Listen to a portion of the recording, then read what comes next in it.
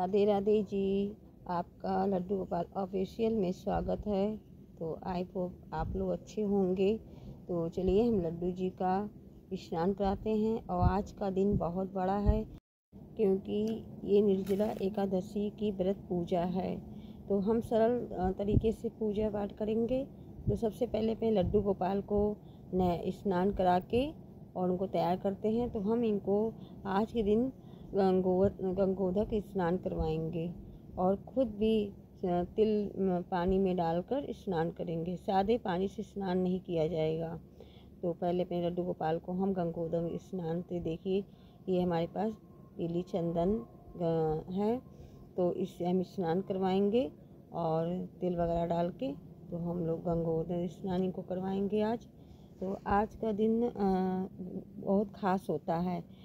और पहले हम वस्त्र बिछा लेंगे, फिर उसके बाद ठाकुर जी को स्नान कराने के लिए थाली में स्वस्तिक बनाएंगे और स्वस्तिक बनाकर पंचामृत या गंगोदक स्नान कराना चाहिए। हम अपने लड्डू गोपाल को स्नान करा ले रहे हैं। अगर आपको लगता है कि आज निर्जला एकादशी के दिन प्यास लगेगी तो आप पूरा दिन व्रत कर सकते हैं। तो और अगर आपको एक दिन पहले ही दशमी के दिन ही जो भी भोजन करना है स्वास्थ्य रूप से कर सकते हैं।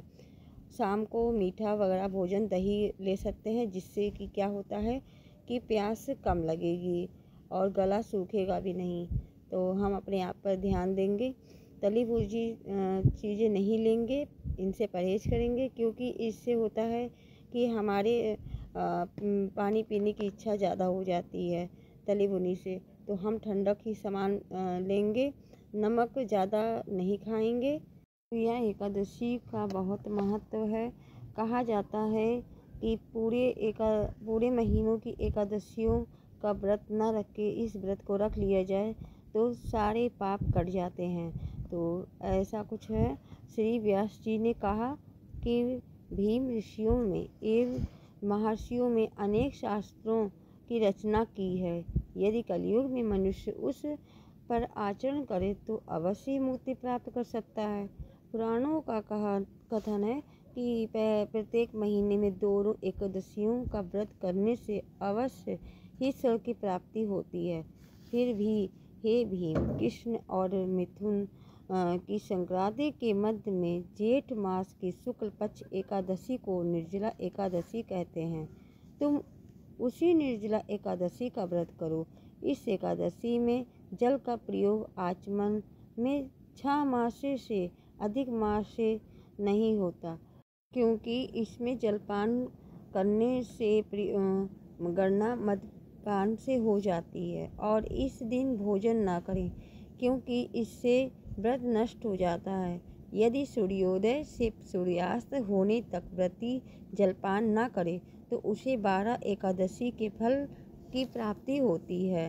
द्वादशी के दिन सूर्योदय से पहले उठकर स्नान कर ब्राह्मणों को दान के बाद किसी भूखे ब्राह्मण को भोजन कराना चाहिए, फिर स्वयं भोजन करें। इस प्रकार व्रत करने से फल संपूर्ण 1 वर्ष की एकादशियों के समान फल माना जाता है। हे भीमसेन, स्वयं हरि ने मुझसे कहा था कि इस एकादशी का पुण्य समस्त तीर्थों और दानों के पुण्य के समान होता है।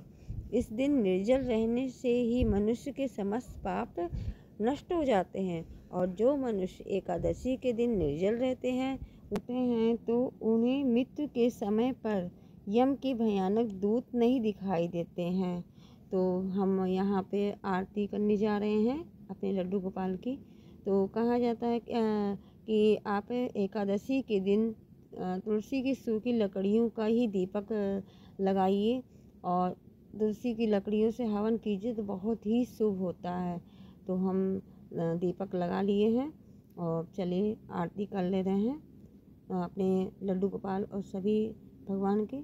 तो चलिए। ओम जय जगदीश हरे, स्वामी जय जगदीश हरे। भक्त जनों के संकट, दास जनों के संकट, क्षण में दूर करे।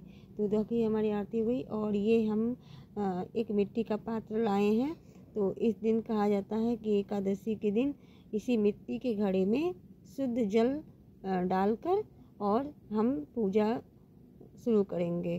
तो इसमें मिट्टी का घड़ा लेंगे और उसमें थोड़ी सी चुटकी भर चीनी डाल देंगे, सादा जल नहीं रखेंगे। फिर उसके बाद उस पर एक पात्र रख के फल या मीठा कुछ भी ले लेंगे। और हम बेना पंखी नहीं ला पाए तो ये देखिए अपने कान्हा जी के लिए हम पंखी बनाए हुए हैं। और इस दिन बेना पंखी का भी दान किया जाता है। तो ये तो भाई छोटू सा पंखी अपनी कान्हा जी के लिए। तो ये देखिए फल वगैरह जो भी आपके सामर्थ्य हिसाब हो आप फल भी दान कर सकते हैं। और भूल चूक के लिए क्षमा याचना कर लीजिए। हम फूल माला भी चढ़ा देंगे। तो अब एकादशी का व्रत उसके बाद आप जो है कथा भी कह सकते हैं हाथ में पुष्प वगैरह लेके। तो कथा भी हम सुनेंगे एकादशी का। इसकी कथा इस प्रकार है। एक बार युधिष्ठिर के छोटे भाई भीमसेन जी ने श्री व्यास जी से पूछा, हे मुनि, हे भूदेव, भ्राता युधिष्ठिर, माता कुंती, धनुधर अर्जुन व नकुल, सहदेव और द्रौपदी एकादशी का व्रत क्यों करते हैं और वह मुझसे भी एकादशी के दिन अन्न न ग्रहण करने को कहते हैं। मैं कहता हूँ कि भाइयों, मैं दान कर सकता हूँ, अत्यंत भक्तिपूर्वक श्रद्धा से हरि का पूजन भी कर सकता हूँ। भूखे रहने की बात मेरे बस की नहीं है। व्यास जी ने कहा, हे पांडु पुत्र, यदि तुम स्वर्ग को अच्छा और नरक को बुरा समझते हो तो प्रत्येक माह में आने वाली दोनों एकादशियों के दिन अवश्य व्रत किया करो। भीमसेन ने कहा, पितामह, आप कहते हैं कि हर माह की दोनों एकादशियों को अन्न न खाया करूं, तो एक समय भी भूखा नहीं रह जा सकता। फिर भी मैं प्रयत्न करूंगा। फिर भी भीमसेन ने व्रत किया। तो इसलिए निर्जल व्रत करने से पहले भगवान की पूजा करनी चाहिए। हाथ जोड़ के विनय करें कि हे भगवान, मैं आज निर्जला एकादशी का व्रत करता हूँ या करती हूँ, आप मेरी मनोकामना पूर्ण करें।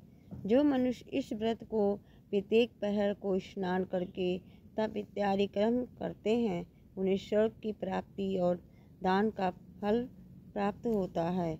और जो मनुष्य व्रत के दिन यज्ञ होम करते हैं, उनके पुण्य फल का वर्णन भी नहीं हो सकता है। इस व्रत के करने से मनुष्य विष्णु लोक को प्राप्त करता है। तो हम देखिए तुलसी की लकड़ी से हवन करेंगे। क्योंकि तुलसी की लकड़ी से कपूर वगैरह डालकर, घी डालकर और हवन सामग्री डालकर लकड़ी इसमें हवन करेंगे। कहा जाता है इससे विष्णु भगवान बहुत प्रसन्न होते हैं।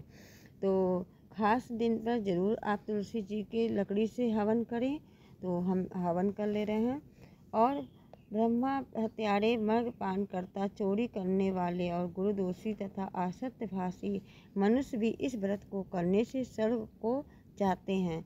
जो मनुष्य इस दिन भोजन करता है और इस पूजा का बहुत महत्व होता है। तो देखिए हम कलावा रूपी वस्त्र भी अग्नि में चढ़ा देंगे और हमारा इस प्रकार, और इसके बाद आचमनी कर देंगे, मतलब अर्घ दे देंगे। और इस प्रकार हमारा पूजा संपन्न होता है। आप अपने सामर्थ्य के हिसाब से दान दक्षिणा दे सकते हैं। अगर आपको वीडियो पसंद आए तो लाइक शेयर सब्सक्राइब करना। राधे राधे।